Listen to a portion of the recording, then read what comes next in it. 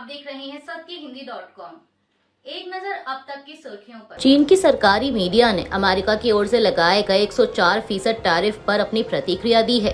जिस समय ये टैरिफ चीन पर लागू हुआ, ठीक उसी समय सरकारी चैनल सीसीटीवी से जुड़े एक social media account you yuan तान तियान ने टैरिफ से जुड़ा एक पोस्ट किया। यह पोस्ट चीन के एक माइक्रो ब्लॉगिंग प्लेटफॉर्म फीबो पर लिखा गया है। बयान के अनुसार लिखा गया है कि हम मुसीबत पैदा नहीं करते, लेकिन हम मुसीबत से डरते भी नहीं हैं।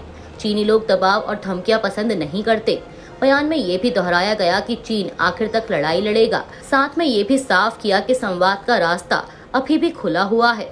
इस बयान में कहा गया है कि चीन ना तो कमजोर पड़ेगा और ना ही झुकेगा।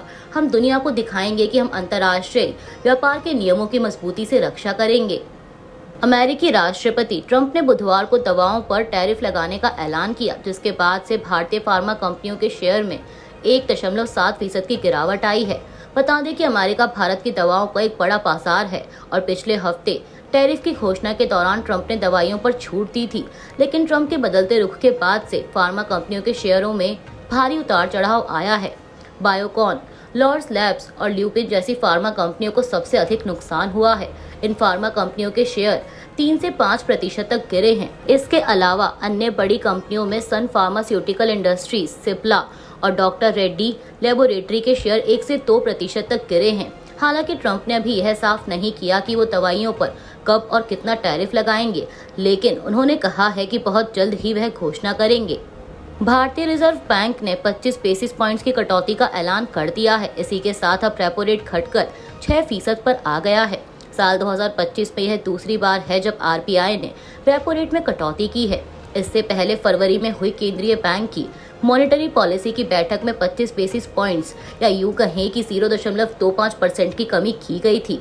इसके चलते रेपो रेट 6.50 से घटकर 6.25% पर आ गया था और आज 9 अप्रैल को हुई कटौती के बाद यह 6% पर आ गया है। आपको बता दें कि जब हमारे पास किसी काम के लिए पैसे नहीं होते तो हम बैंक से लोन लेते हैं, इसके बदले हम ब्याज का भुगतान करते हैं। तो ठीक इसी तरह से बैंक को कई जरूरी कामकाज निपटाने के लिए पैसों की जरूरत पड़ती है और ऐसे में बैंक भारतीय रिजर्व बैंक से लोन लेते हैं। इस लोन पर बैंक जिस दर से रिजर्व बैंक को ब्याज का भुगतान करते हैं उसे रेपो रेट कहा जाता है। आसान भाषा में कहें तो जिस रेट पर आरबीआई बैंकों को लोन देता है उसे रेपो रेट कहते हैं। अब अगर बैंकों को आरबीआई से सस्ते ब्याज पर लोन मिलेगा तो ऐसे में बैंक भी कम ब्याज दरों पर ग्राहकों को लोन देते हैं। मनी कंट्रोल की एक रिपोर्ट के मुताबिक एक्सपर्ट्स का मानना है कि रेपो रेट कम होने से बैंक लोन पर इंटरेस्ट कम कर देंगे। इससे होम लोन ले चुके उन ग्राहकों की ईएमआई कम होगी जिन्होंने फ्लोटिंग रेट पर होम लोन लिया है, यानी कि वह ब्याज दर जो फिक्स्ड नहीं रहती है और बाजार की स्थितियों के अनुसार बदलती रहती है। इसके अलावा घर खरीदने के लिए होम लोन लेने का प्लान कर रहे लोगों को भी इसका फायदा मिलेगा। अभी होम लोन पर इंटरेस्ट 8.10 से 9.5% के बीच है। आज रेपो रेट घटने के बाद इसमें कमी आ सकती है। सिर्फ होम लोन ही नहीं, रेपो रेट के कम होने का असर कार लोन के इंटरेस्ट पर भी पड़ेगा। गुजरात के अहमदाबाद में कांग्रेस पार्टी का 84वां अधिवेशन चल रहा है। अधिवेशन के दूसरे दिन यानी आज बुधवार 9 अप्रैल को कांग्रेस अध्यक्ष मल्लिकार्जुन खड़गे ने केंद्र की मोदी सरकार पर तीखा हमला बोला। उन्होंने कहा कि हाल ही में खत्म हुए संसद के बजट सत्र में सरकार ने मनमाने ढंग से काम किया। खड़गे ने लोकसभा स्पीकर की भूमिका पर भी सवाल उठाते हुए कहा कि राहुल गांधी को सदन में बोलने नहीं दिया गया, जो कि लोकतंत्र के लिए बेहद शर्मनाक बात है। खड़गे ने मोदी सरकार पर भी जमकर निशाना साधा और कहा कि संसद देर रात 5 बजे तक चली, लेकिन सरकार के पास जरूरी मुद्दों पर चर्चा के लिए समय नहीं था। इससे साफ होता है कि ये लोग लोकतंत्र को कितनी गंभीरता से लेते हैं। खड़गे ने कहा कि अमेरिका ने भारत पर 26% टैरिफ लगा दिया, लेकिन संसद में इस पर चर्चा की अनुमति नहीं दी गई। उन्होंने यह भी आरोप लगाया कि देश की सरकारी संपत्तियां धीरे धीरे निजी कंपनियों को बेची जा रही हैं और अगर यही हाल रहा तो एक दिन ऐसा आएगा जब मोदी सरकार और खुद मोदी जी देश की संपत्तियां बेचकर चले जाएंगे। मैं यह बात साफ कह रहा हूं। एयरपोर्ट, माइनिंग, मीडिया हाउस हो या टेलीकॉम, अपने उद्योगपति मित्रों को ये सरकार दिलवा रही है। इससे हमारी राष्ट्रीय सुरक्षा को भी खतरा है। कांग्रेस अध्यक्ष मल्लिकार्जुन खड़गे ने अपने संबोधन में आगे कहा कि कांग्रेस को गालियां देने की बजाय वे कोई काम नहीं करते हैं। चुनावी संस्थाएं भी उनके अधीन हैं। चुनाव में घोटाले हो रहे हैं। दुनिया के विकसित देश ईवीएम को छोड़कर बैलेट पेपर की तरफ जा रहे हैं। लेकिन हम ईवीएम पर चल रहे हैं। ये सब फ्रॉड है, ये मैं कहूँगा। आपने ऐसी तकनीक बनाई है जिससे सिर्फ आपको फायदा हो। ऐसी तकनीक बनाकर आप विपक्ष को दबाना चाहते हैं, तो कल को देश के नौजवान उठेंगे और कहेंगे कि हमें बैलेट पेपर चाहिए, ईवीएम नक्को।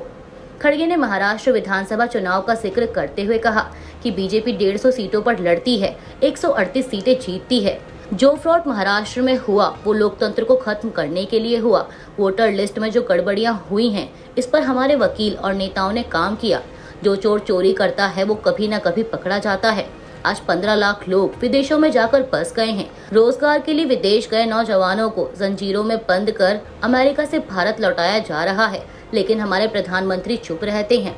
जब लोगों पर अन्याय होता है तो पीएम चुप हो जाते हैं।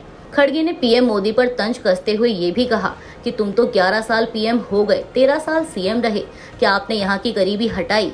एक दलित आदमी जो इनके जमाने में मंदिर गया रामनवमी पर, जब बाहर आया तो वहाँ के लोगों ने गंगा जल लाकर पवित्र करने का काम किया।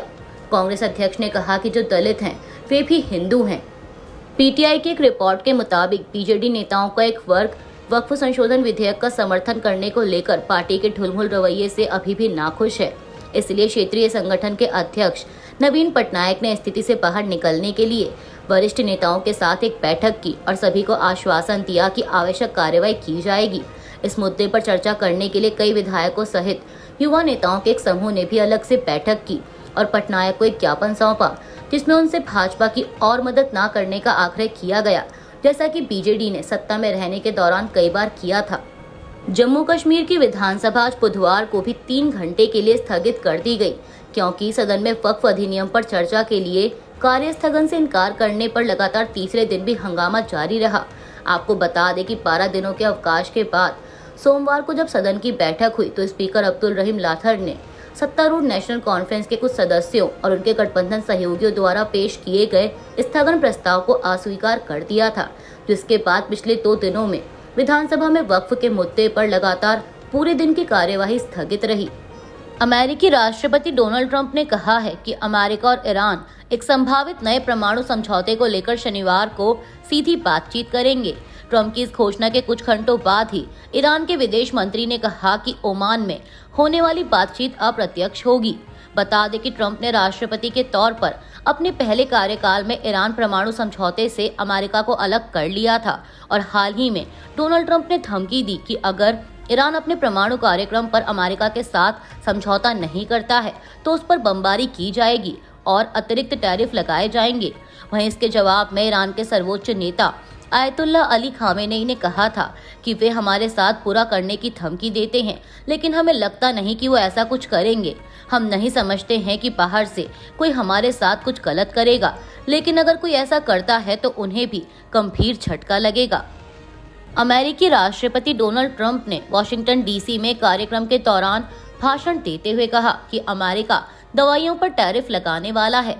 उन्होंने कहा कि हम एक जरूरी कदम उठाने जा रहे हैं। जब हम दवाइयों पर टैरिफ लगाएंगे तो विदेशी कंपनियां अमेरिका में दवा बनाने के लिए वापस लौटेंगी, क्योंकि अमेरिका सबसे बड़ा बाजार है। ट्रंप ने दावा किया कि इससे दवा कंपनियों पर दबाव पड़ेगा, जिससे वो कंपनियां चीन जैसे देशों से अपना कारोबार हटाकर अमेरिका में फैक्ट्रियां लगाएंगी ताकि वे अमेरिका में दवाइयां बेच सकें।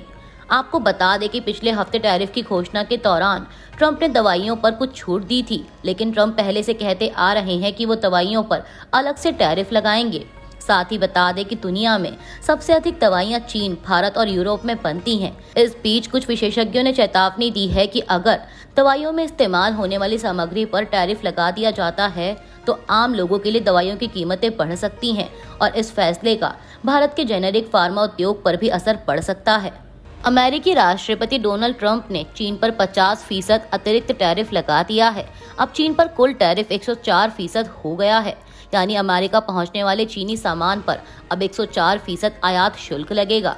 अमेरिकी राष्ट्रपति के कार्यालय व्हाइट हाउस की ओर से जारी किए गए एक दस्तावेज में इसकी पुष्टि की गई। व्हाइट हाउस के बयान में कहा गया है कि चीन की अमेरिका के खिलाफ जवाबी कार्रवाई की घोषणा के बाद ये कदम उठाया गया है। दरअसल आपको बता दें कि दूसरे कार्यकाल की शुरुआत में ही ट्रंप ने चीन पर 20% टैरिफ लगाया था।